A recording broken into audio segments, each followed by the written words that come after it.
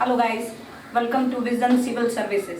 ठीक है, I am Neetu Sharma और आज मैं आप लोगों को जो टॉपिक पढ़ाऊंगी वो पार्लियामेंट। आई थिंक आपको पार्लियामेंट में प्रॉब्लम हो रहा था, है ना। देखो, पूरी जो इंडियन कॉन्स्टिट्यूशन और पूरा जो पॉलिटी है वो फाइनली एक जगह आकर आप देखोगे तो वो कनेक्ट हो जाता है। जैसे कि हम पार्लियामेंट को कनेक्ट कर लेंगे स्टेट लेजिस्लेचर से बिल्कुल आराम से। एक प्रेसिडेंट जो होंगे वही एक गवर्नर होंगे, एक राज्यसभा होगा वही आपका Vidhan Parishad that means legislative council, एक जो लोकसभा का वर्क होगा वही आपका लेजिस्लेटिव असेंबली दैट मीन्स की विधानसभा। अब देखो, पार्लियामेंट का सबसे पहले कहते हैं हम लोग पार्लियामेंट। देखिए, बेसिकली पार्लियामेंट आपका तीन चीजों से मिलकर बनता है, प्रेसिडेंट, राज्यसभा एंड लोकसभा। ठीक है, राज्यसभा आप देखते हो कि ट्रायंगुलर के ऊपर कौन बैठे हुए हैं? प्रेसिडेंट। दैट मीन्स कि इन दोनों के ऊपर जो है वो आपके प्रेसिडेंट है। अब फर्स्ट ऑफ ऑल हम लोग देखते हैं कि राज्यसभा हम लोग जानते हैं कि राज्यसभा को हम लोग क्या कहते हैं? अपर हाउस एंड आपका सेकेंडरी हाउस ऑफ एल्डर्स के नाम से हम लोग इसे जानते हैं। राज्यसभा में आने के लिए आपको जो एज चाहिए वो 38 चाहिए। ठीक है, राज्यसभा में मेंबर कितने ईयर के लिए आते हैं? फॉर 6 ईयर, 6 सालों के लिए आते हैं। समझ गए? राज्यसभा को कहा जाता है परमानेंट हाउस ऑफ पार्लियामेंट। ये जो है वो आपका परमानेंट हाउस है। दैट मीन्स कि इसको परमानेंट हाउस क्यों कहा जाता है? वो इसलिए कहा जाता है क्योंकि 1/3 member retire at the expiration of every second year. प्रत्येक इसके दूसरे वर्ष में आपके जो है वो 1/3 मेंबर इसके रिटायर होते हैं। दैट मीन्स कि पूछा जाएगा कि इसको परमानेंट हाउस क्यों कहा जाता है, तो इसके आपके 1/3 मेंबर जो है वो आपके रिटायर होते हैं। कितने सालों पर रिटायर होते हैं? Every second year. प्रत्येक जो है वो आपके दूसरे वर्ष पर इसके मेंबर रिटायर हो जाते हैं। ये जो आप बात करते हो, राज्यसभा के जो एक्स ऑफिशियो चेयरमैन होते हैं वो होते हैं वाइस प्रेसिडेंट ऑफ इंडिया। ठीक है, ex officio chairman vice president of India. Clear है? इनके अंडर में होते हैं डेप्यूटी चेयरमैन। राज्यसभा की बात किया जाए तो राज्यसभा में इस समय at present total number of member कितने हैं? 250। राज्यसभा का इलेक्शन जो होगा वो आपका कैसा होगा? वो आपका इनडायरेक्ट। ठीक है, and election always conduct by election commission of India. Clear है? राज्यसभा में 250 मेंबर आते हैं। ये 250 मेंबर में से आपका 238 मेंबर फ्रॉम स्टेट रिप्रेजेंटेटिव, ठीक है, राज्यों के प्रतिनिधि के रूप में और स्टेट रिप्रेजेंटेटिव के रूप में हमारे पास आते हैं। क्लियर है? और ये जो आपके 12 मेंबर होते हैं, 12 members are nominated by president. 12 सदस्य आपके किसके द्वारा नॉमिनेट होते हैं? प्रेसिडेंट। और प्रेसिडेंट इनको नॉमिनेट करने के लिए यूज करते हैं अपना लेजिस्लेटिव पावर। ठीक है, तो बोलेंगे प्रेसिडेंट अपनी किस पावर से इनको जो है अपॉइंट करते हैं या किस पावर से नॉमिनेट करते हैं? तो ये नॉमिनेट करते हैं अपने लेजिस्लेटिव दैट मीन्स की विधायी जो है वो शक्ति से। बात करते हो कि राज्यसभा का इलेक्शन का प्रोसेस होता है तो वो आपका होता है एसटीवी प्रोसेस से, सिंगल ट्रांसफरेबल वोट। क्लियर है? इसी प्रोसेस से हम लोग राज्यसभा का इलेक्शन कराते हैं। क्लियर है? ये जो लेजिस्लेटिव पावर है और ये जो 12 मेंबर को अपॉइंट कर रहे हैं और नॉमिनेट कर रहे हैं प्रेसिडेंट, ये अपने फील्ड के एक्सपर्टीज होते हैं। क्लियर है? अभी हम राज्यसभा का एक थोड़ा सा इंट्रो पढ़े जिसके अंदर में आप दोनों पार्लियामेंट के लिए पढ़ेंगे। तो सबसे पहला क्वेश्चन हमारा यहाँ पर क्या बना कि upper house of the parliament कौन है? राज्यसभा। राज्यसभा में आने के लिए एज कितना चाहिए? 30। कितने ईयर के लिए मेंबर आते हैं? 6 ईयर। किसे कहा जाता है परमानेंट हाउस ऑफ जो है वो पार्लियामेंट? राज्यसभा। राज्यसभा को परमानेंट हाउस क्यों बोला जाता है? क्योंकि वो डिसॉल्व नहीं होती। नहीं, वर्ड तो रहेगा डिसॉल्व नहीं होती, लेकिन डिसॉल्व क्यों नहीं होती? क्योंकि 1/3 मेंबर इसके रिटायर कर दे at the expiration of every second year. जितने मेंबर रिटायर हुए उतने ही मेंबर हमने वापस से फुलफिल कर लिए। दैट मीन्स कि उतने ही मेंबर हमारे पास वापस से आ गए। क्लियर है? तो ये कभी भी क्वेश्चन ही नहीं होगा कि ये कभी भी आपका डिसॉल्व किया जाए। क्लियर है? इसमें 238 मेंबर आपके होते हैं जो स्टेट रिप्रेजेंटेटिव या स्टेट के उसमें से आते हैं आपके पास। आप इसको मान के चलो कि कौन सी शेड्यूल के अंदर में आपका राज्यसभा अपनी सीटों का एलोकेशन करती है या डिस्ट्रीब्यूशन देती है? 4th नंबर के शेड्यूल में। दैट मीन्स कि ये जो आपका होता है शेड्यूल 4th में। क्लियर है, ये क्वेश्चन भी आपका आ चुका है कि शेड्यूल 4 में आपका राज्यसभा अपनी सीटों का एलोकेशन करती है और उसका बंटवारा करती है। बात करते हैं पहले अब हम लोग यहाँ पर लोकसभा में आने के लिए आपका एज कितना चाहिए? 25। कितने ईयर के लिए बनती है? 5 ईयर।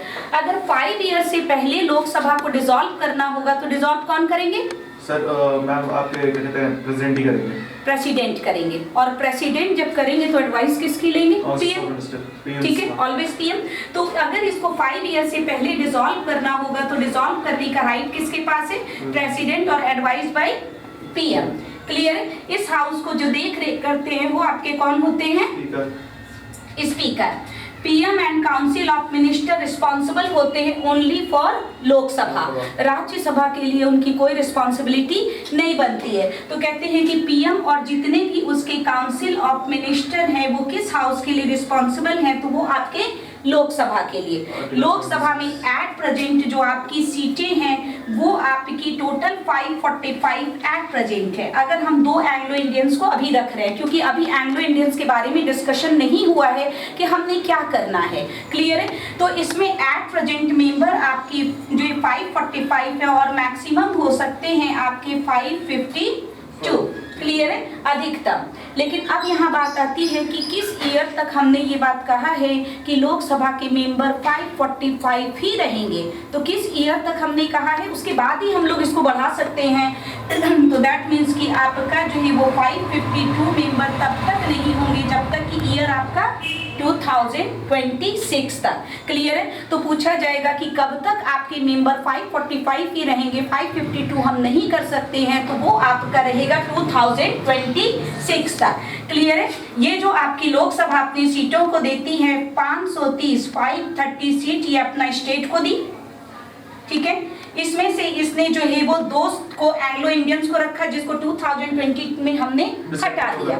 क्लियर है? लेकिन ये बात साथ साथ कहा गया कि 10 ईयर तक हम लोग इसको रोक कर रखेंगे, उसके बाद हम लोग बताएंगे कि इसमें क्या करना है। क्लियर है? दैट मीन्स कि 2 इसमें एंग्लो इंडियंस होते थे अब तक के हिसाब से जो हम लोग देख रहे हैं। क्लियर है? और 13 सीट आपकी यूटी को दी गई है टोटल। इसमें अकेले दिल्ली के पास कितनी सीटें हैं? 7। क्लियर है? एट प्रेजेंट हमारे पास टोटल नंबर ऑफ यूटीज कितनी है? 8 आई गेस। टोटल कितनी? हाँ, क्लियर भूल दे तो कितना हो गया? 8 हो गया। और टोटल नंबर ऑफ स्टेट कितने हैं? 29। Total number of state 28। Clear है?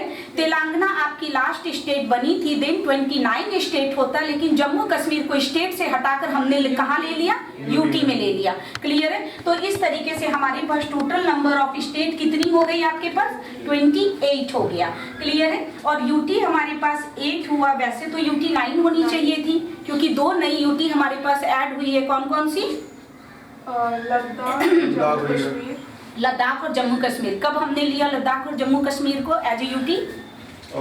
रिसेंटली दिया अभी 2021 में आई गेस। 31 अक्टूबर 2019। क्लियर है? लेकिन इस हिसाब से हमारे पास यूटी तो 9 होनी चाहिए थी, 7 पहले से थी, 2 हमने जोड़ दिया। दादर नागर हवेली एंड दमन। हाँ, बहुत बढ़िया। दादर नागर हवेली और दमन दीव को हमने मर्ज किया, और मर्ज हमने कब किया? 26 जैन 2020। क्लियर है? तो हमारे पास वापस से कौन कितने हो गए? 8 यूटी हमारे पास हो गए। क्लियर है? दैट मीन्स कि ये आपके पास 2 नए यूटी जो बने हैं वो आपके जम्मू कश्मीर एंड लद्दाख बने हैं, और फिर हमारे पास 2 यूटी मर्ज हो गई, वो आपका 26 जनवरी 2020 में मर्ज हो गया।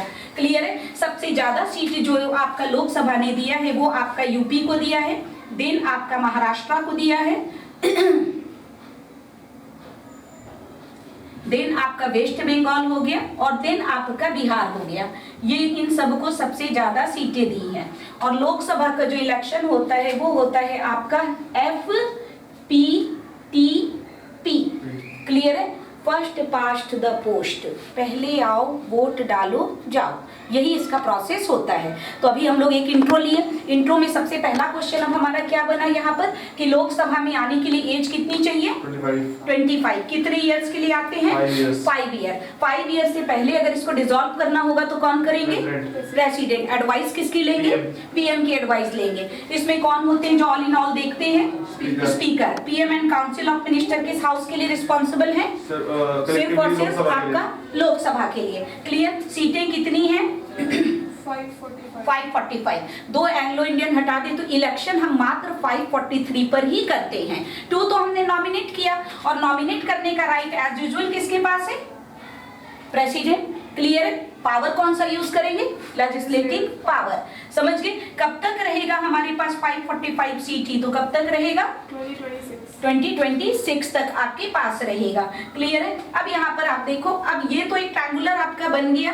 अब इसमें से हम लोग सबसे पहले देखते हैं अब क्वेश्चन का मोड। देखिए, बिल जनरली किस हाउस में लाए जाते हैं? अगर जनरली वर्ड लगा दिया कि सामान्यतः बिल किस हाउस में लाई जाते हैं तो हमारा आंसर आएगा राज्यसभा। ठीक है? जनरली बिल किस हाउस में जनरेट होते हैं तो वो होगा आपका राज्यसभा। फिर क्वेश्चन टर्न होगा, बिल किस हाउस में लाई जाती है? जनरली वर्ड को हटा दिया, बिल किस हाउस में लाई जाती है? दैट मीन्स कि बिल बोथ द हाउसेस। समझ रहे हो?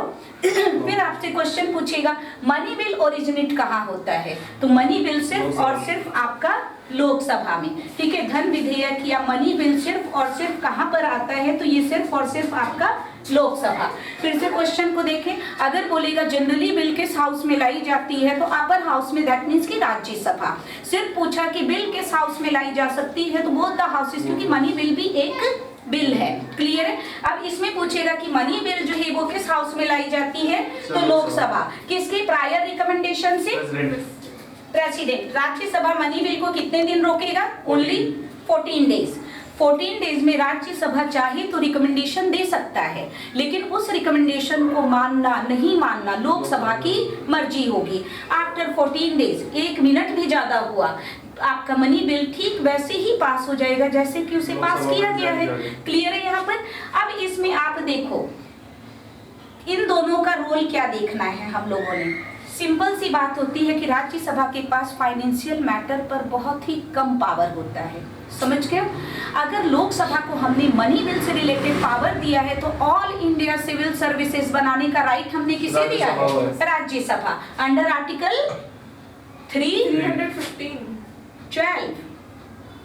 315 के अंदर में आप जो लोगे वो आप लोगे उनका कमीशन।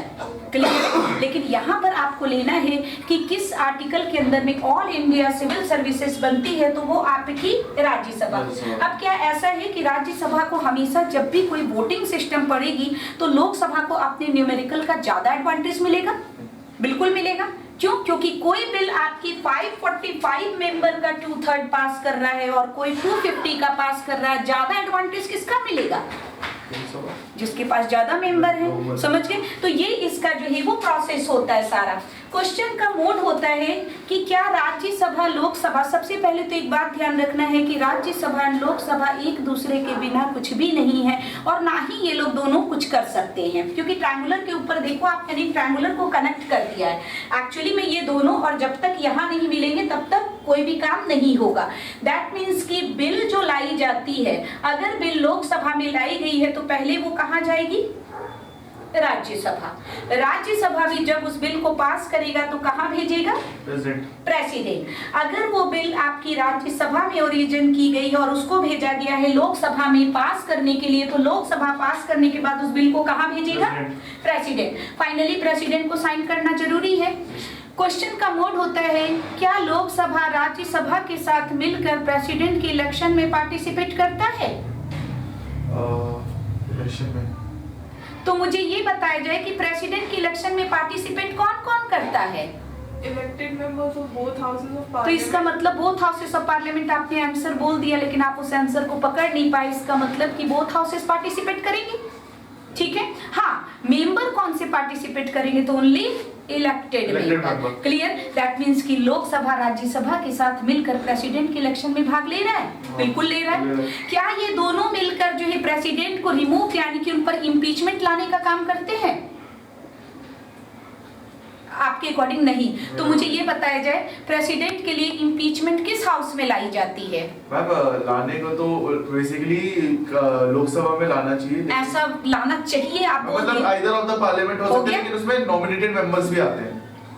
ना क्वेश्चन का मोड ही हमने नहीं भटकना। अच्छा। क्वेश्चन है आपका कि क्या लोकसभा राज्यसभा के साथ मिलकर प्रेसिडेंट पर इम्पीचमेंट ला सकती ला है? सकते हैं। बिल्कुल ला सकते ला हैं। सकते हैं। क्लियर है? प्रेसिडेंट के लिए इम्पीचमेंट बोथ हाउसेस में से किसी एक हाउस में इनिशिएट हो सकता है, किसी भी में भी, ठीक है? इधर वो लोकसभा इधर वो राज्यसभा। लेकिन प्रेसिडेंट पर एलिगेशन लगेगा वायलेशन ऑफ इंडियन कॉन्स्टिट्यूशन।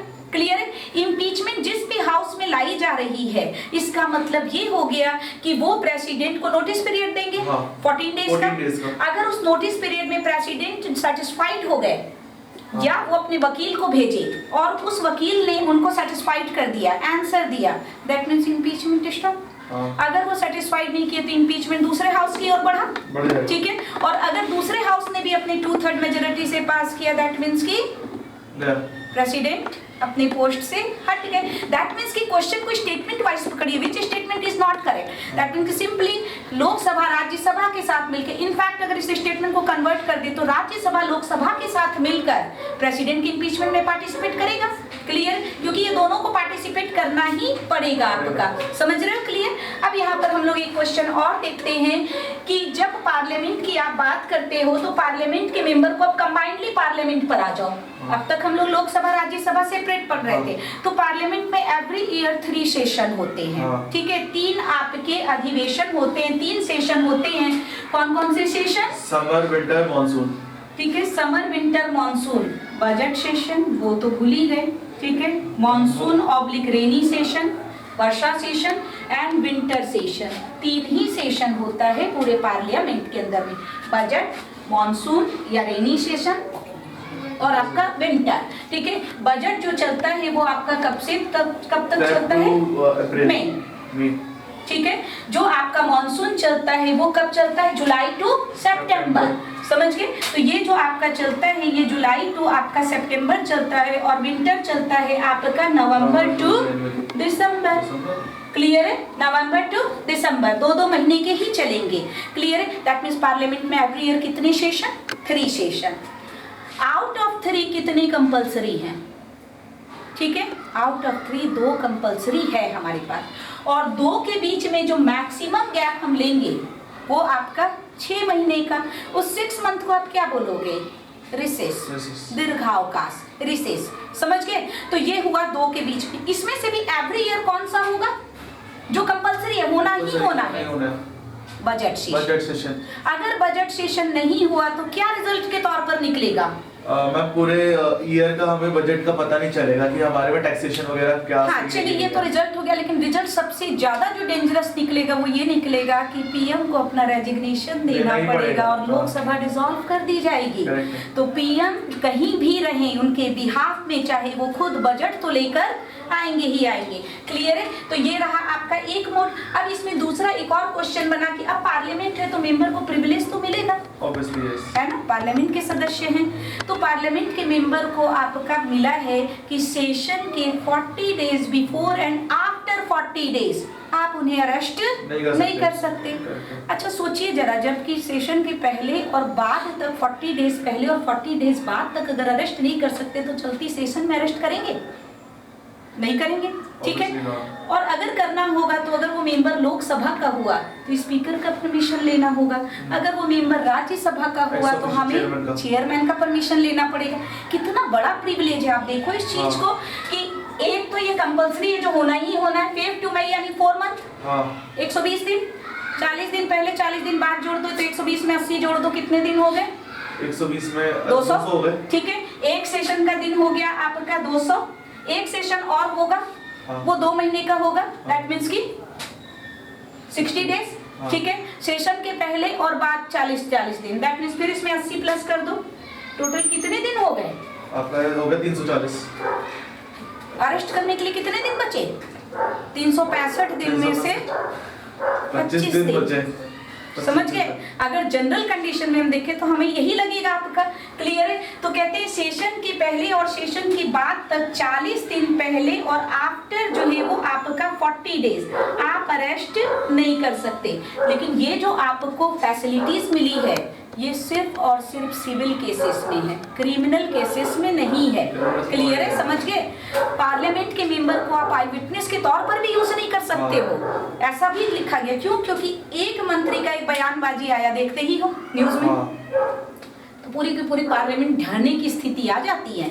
इसलिए कहा जाता है कि पार्लियामेंट के मेंबर को जबरदस्ती आप विटनेस के तौर पर यूज नहीं कर सकते, ये उसका प्रिविलेज है।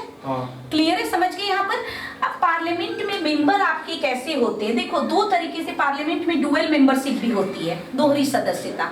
मैं नीतू, अगर आपकी मान के चलो कि मैं राज्यसभा की मेंबर हूँ तो मैं लोकसभा का इलेक्शन लड़ सकती हूँ। ठीक है, मैं लड़ सकती हूँ इलेक्शन, मैं जीत भी सकती हूँ। अगर मैं जीत गई तो मुझे कोई टाइम पीरियड लिमिटेशन होगा, जैसे कि 10 डेज, 10 दिन के अंदर में मुझे मेरा एक सीट छोड़ना पड़ेगा और इसका इंफॉर्मेशन मुझे इलेक्शन कमीशन ऑफ इंडिया को देना पड़ेगा। अगर मैंने ऐसा नहीं किया तो मेरी अपर सीट अपने आप वैकेंट हो जाएगी, लोअर सीट मेरे पास रह जाएगी। तो इसका मतलब कि दोनों हाउसेस में से कौन सी सीट मेरी खो जाएगी? राज्यसभा, क्योंकि राज्यसभा अपर है। ठीक है, और मान के चलिए कि लोकसभा की मेंबर में ऑटोमेटिक ही रह गई 10 डेज तक। क्लियर, अगर मैंने 10 डेज के अंदर में इंफॉर्मेशन नहीं दिया तो। इसी तरीके से डुअल मेंबरशिप आपका स्टेट के साथ सेंट्रल का होता है। सपोज दैट कि ऐसा एक मान लेते एग्जाम्पल के तौर पर कि मैं नीतू गुजरात की सीएम बन गई, देश की पीएम। ठीक है, दैट मीन्स लोकसभा। अब ऐसी कंडीशन पर स्टेट मेरे साथ है, सेंट्रल मेरे साथ है, तो मुझे फिर तो सीट छोड़ना पड़ेगा। क्या सीएम पीएम दोनों के पोस्ट पर मैं रह सकती हूँ? नहीं रह सकती। दैट मीन्स कि मुझे छोड़ना पड़ेगा उसको छोड़ने के लिए मेरे पास कितने दिन का समय होगा? उसको छोड़ने के लिए मेरे पास दिन होगा 14 डेज। और इंफॉर्मेशन मैं किसे दूंगी? As usual election commission of India. जब बोथ द हाउसेस की बात आए तो 10 डेज, जब आपकी स्टेट के साथ सेंट्रल की बात आए तो 14 डेज। क्लियर है। यहाँ पर हम लोग देखते हैं, देखिए पार्लियामेंट का भी आप एक पार्ट पढ़ रहे हैं, अभी इसका पूरा पावर, क्वेश्चन आवर वगैरह सब कुछ हम लोगों ने पढ़ना है। लेकिन यहाँ पर अब हम लोग पहले एक बार क्वेश्चन को रिवीजन कर लेते हैं फटाफट, और अब बोलेंगे आप लोग फास्ट। ठीक है, यही रूल है मेरा पढ़ाने का कि जितना मैं पढ़ाती हूँ उतना मैं उतनी स्पीडली पूछती हूँ। ठीक है, पार्लियामेंट किनके किनके मिलने से बना है? लोकसभा, राज्यसभा, प्रेसिडेंट। और प्रेसिडेंट। अपर हाउस किसे बोला जाता है? राज्यसभा को। राज्यसभा में आने के लिए एज कितना चाहिए? 30। किसे कहा जाता है परमानेंट हाउस? राज्यसभा। राज्यसभा में मेंबर कितने ईयर्स के लिए आते हैं? 6 ईयर के लिए। क्लियर। परमानेंट हाउस कहा जाता है क्योंकि कितने मेंबर रिटायर होते हैं कितने सालों पर? 1/3 in 2 years। 2 इयर्स में। कौन होते हैं ex officio chairman of Rajya Sabha? Vice president. Rajya Sabha में इस समय सीटें कितनी है? 250। कितनी सीट आपका स्टेट को मिला है रिप्रेजेंटेटिव? 238। क्लियर। कितने नॉमिनेटेड हैं? 12। ठीक है, ये 12 कौन होते हैं? अपने फील्ड के एक्सपर्टीज होते हैं। नॉमिनेट कौन करेगा? प्रेसिडेंट। पावर कौन सा यूज करेंगे? Legislative power. किस अनुसूची या शेड्यूल में दिया गया कि राज्यसभा सीटों का बंटवारा करेगा? 4th में दिया गया। लोकसभा में आने के लिए एज कितनी चाहिए? 25 चाहिए। कितने सालों के लिए बनती है? 5 ईयर से पहले डिसॉल्व करना होगा तो प्रेसिडेंट करेंगे, एडवाइस बाय पीएम करेंगे। क्लियर। कितनी सीटें हैं लोकसभा में इस समय? 545। ठीक है, इलेक्शन हम कितने पर लेते हैं? 543 पर लेते हैं। मैक्सिमम कितनी सीट हो सकती है? 552। कब तक रहेगा 552? 2026 तक। सबसे ज्यादा सीट किसे मिला? यूपी को। Then Maharashtra, then West Bengal, और देन बिहार। प्रोसेस क्या होगा? एसटीवी या एफपीटीपी? ठीक है, ये होगा। और एसटीवी किसका प्रोसेस होगा? राज्यसभा का। जनरली बिल किस हाउस में लाई जाती है? दोनों। जनरली राज्यसभा। बिल किस हाउस में लाई जाएगी? Both the houses. Money bill कहाँ लाई जाएगी? लोकसभा। किसके प्रायर रिकमेंडेशन से? प्रेसिडेंट। राज्यसभा कितने दिन होल्ड करेगी? 14 दिन से ज्यादा रोकी? वैसे का वैसे ही पास। अदर बिल को कितने महीने? 6 मंथ। ठीक है, पहली बार अदर बिल को आप 6 मंथ के लिए भेजेंगे, और दूसरी बार अगर बिल किसी कारण से पास नहीं हुआ तो सेकेंड टाइम जब आप बिल भेजेंगे तो वो फॉर आपका 90 डेज और 3 मंथ। क्लियर है। तो फर्स्ट टाइम आपका for 6 month and second time for आपका 3 मंथ के लिए भेजा जाता है। क्या लोकसभा राज्यसभा के साथ मिलकर प्रेसिडेंट के इलेक्शन में पार्टिसिपेट करेंगे? क्या ये दोनों मिलकर प्रेसिडेंट को इम्पीचमेंट पर हटा सकते हैं? क्या ये तीनों मिल जाए तो सुप्रीम कोर्ट हाई कोर्ट के जजों को रिमूव करने के लिए रिमूवल ला सकते हैं? बिल्कुल लाएंगे। ये हमें और आपको भी रिमूव कर दे उठा के। क्लियर? तो ये तीनों के तीनों मिल गए, दैट मींस ये कुछ भी कर सकते हैं। पार्लियामेंट में एवरी ईयर कितने सेशन होते हैं? 3। कौन कौन से सेशन? बजट, मॉनसून और विंटर। बजट सेशन कब से कब तक चलती है? फरवरी से मई। और आपकी कब चलती है मॉनसून? जुलाई टू सितंबर। कब चलती है आपकी winter? November to December. Every session में से 3 में से आउट ऑफ 3 कंपल्सरी कितना? 2। उसमें से भी एवरी ईयर बजट नहीं होगा तो क्या होगा?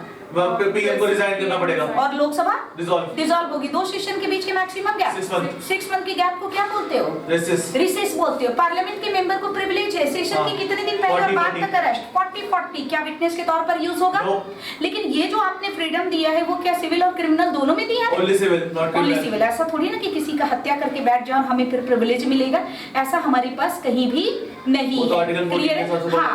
अब अगर बात किया जाए कि पार्लियामेंट में क्या डुअल मेंबरशिप है? है, लेकिन हमें एक सीट छोड़नी पड़ेगी तो हम डुअल मेंबरशिप को तो लेंगे। क्या हम इलेक्शन लोकसभा के रहते राज्यसभा के लिए लड़ सकते हैं? बिल्कुल। अगर हम दोनों में जीत गए तो कितने दिनों के अंदर एक सीट छोड़ देंगे? 10 डेज। इंफॉर्मेशन किसे देंगे? इलेक्शन कमिश्नर को। अगर हमने नहीं किया तो मैम ऊपर वाली विकेट हो जाएगी, नीचे वाली आपके पास रह जाएगी। अगर आप किसी स्टेट के साथ सेंट्रल के मेंबर बन गए तो 14 days. Information as usual election commission of India को दिया जाएगा। अदरवाइज कौन सी सीट वैकेंट? ऊपर वाली हायर पोस्ट। दैट मींस कि सेंट्रल आपका गया और आपके पास लोकल रह गया। ठीक है। एक क्वेश्चन है छोटा सा कि जो आपने बताया कि prime minister is responsible of with council of minister to the Lok Sabha only. हाँ, ये इसका आर्टिकल है ना बाय 75 आई गेस या 74 I am confuse. Council of ministers वगैरह का पूरा जो दे रखा है मंत्री परिषद और उसके विशेष अधिकार या उनके अपनी सारी चीजें, ये आर्टिकल 75 के अंदर ही मेंशन है ना? हाँ बिल्कुल है। ठीक है। क्लियर है यहाँ तक? समझ में आया? ये एक पार्ट मैंने लिया है पार्लियामेंट का। सेकंड पार्ट फिर आप लोग को पढ़ाएंगे कभी। ठीक है। Thank you. बहुत अच्छा था।